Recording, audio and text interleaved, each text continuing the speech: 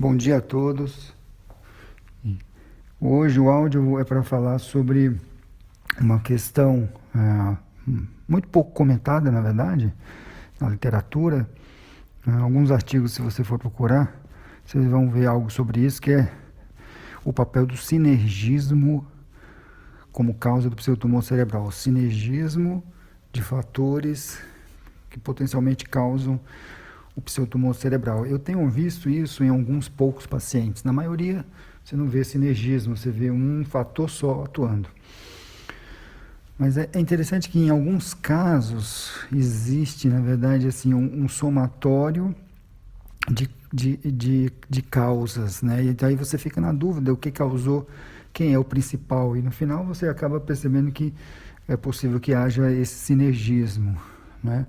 Eu posso citar alguns casos, por exemplo, um caso de um jovem, né, de 13 anos, magro, ele tinha um IMC de 22 talvez, e fez um quadro de hipertensão intracraniana, né, todo o quadro clássico, e não era por obesidade, evidentemente, mas o que ele tinha de fator de risco é que ele fez uso de hormônio GH, né, injetável, para tratamento para crescimento, né, e depois ele evoluiu com a hipertensão intracraniana. Só que, mesmo depois de suspender o GH, ele continuou com a hipertensão intracraniana. A gente reavaliou e vimos que esse paciente tinha uma obstrução do seio venoso transverso. Então ele tinha esses dois fatores, né? Provavelmente, e ele não fez uma trombose venosa cerebral, não. Era muito claro no laudo que ele não tinha trombose, mas ele tinha uma estenose.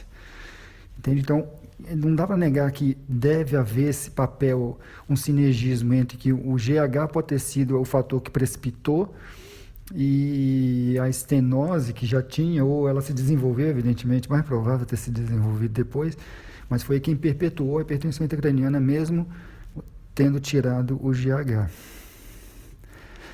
Eu tenho outros casos nesse sentido, mas recentemente veio comigo uma jovem, aí sim, tinha tudo para ser pseudotumor idiopático, uma mulher jovem, 20 e poucos anos, e com quadro de hipertensão intracraniana. Ela tem o IMC de 31, mas esse peso ela tem há mais de 2 anos, o mesmo peso, e os sintomas começaram há pouco tempo, tá? Nesses casos é importante a gente realmente checar se esses sintomas se condizem com o início da doença, porque às vezes o paciente começa a ter sintomas depois do início da doença. Isso é possível a gente saber, pelo menos especular, pelos achados, né? Por exemplo, o fundo de olho, às vezes se você tem um achado de um edema que tem mais cara de ser atrófico, parece ser uma coisa mais antiga. No caso dela, não.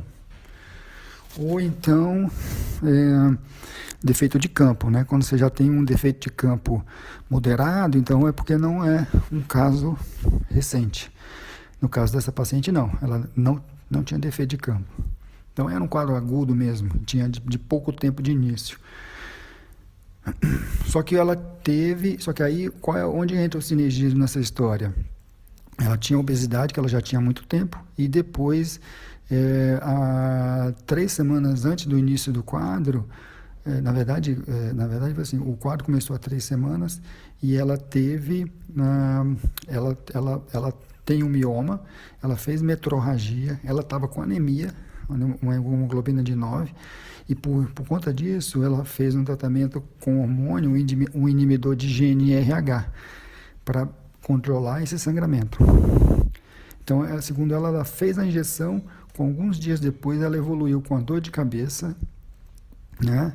E que levou ela a procurar a assistência médica, depois de descobrir o edema e tudo mais. Então, tem o sinergismo, talvez a obesidade, mais o hormônio, mais a anemia.